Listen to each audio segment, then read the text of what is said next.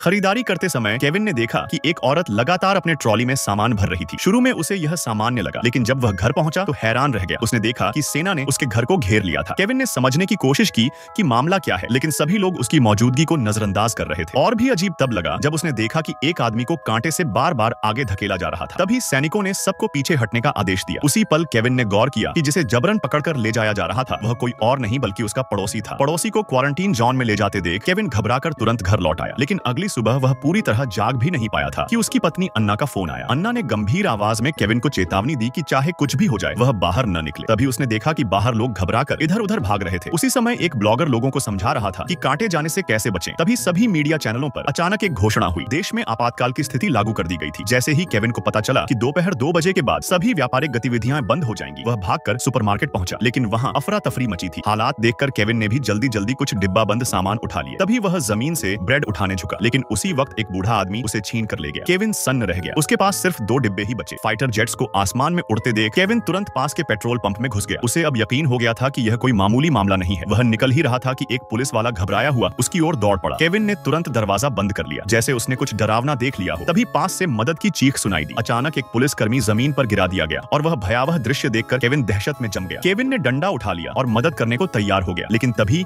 एक म्यूटेंट सीधे उसकी तरफ झपटा। गनीमत रही कि केविन ने उसे किसी तरह पीछे धकेल दिया, लेकिन अब पेट्रोल पंप के अंदर मौजूद पुलिसकर्मी भी बदलने लगा था। जो पुलिस वाला जमीन पर गिरा था उसने केविन का रास्ता रोक दिया। उसी क्षण केविन समझ गया कि सामने वाला क्या करने वाला है। किसी तरह घर लौटने के बाद टीवी पर लगातार आपातकालीन समाचार चल रहे थे, मगर केविन का ध्यान सिर्फ अपने दरवाजे को मजबूत करने में था। जल्द ही पूरे शहर में लॉकडाउन लगा दिया गया और सभी संचार उपकरण बंद हो गए। अब केविन सिर्फ अपने ड्रोन की मदद से आसपास की स्थिति देख पा रहा था, लेकिन जैसे ही उसने मदद के लिए संदेश भेजा उसका खून जम गया। सशस्त्र सैनिक सीधे उसके कमरे के बाहर पहुंच चुके थे।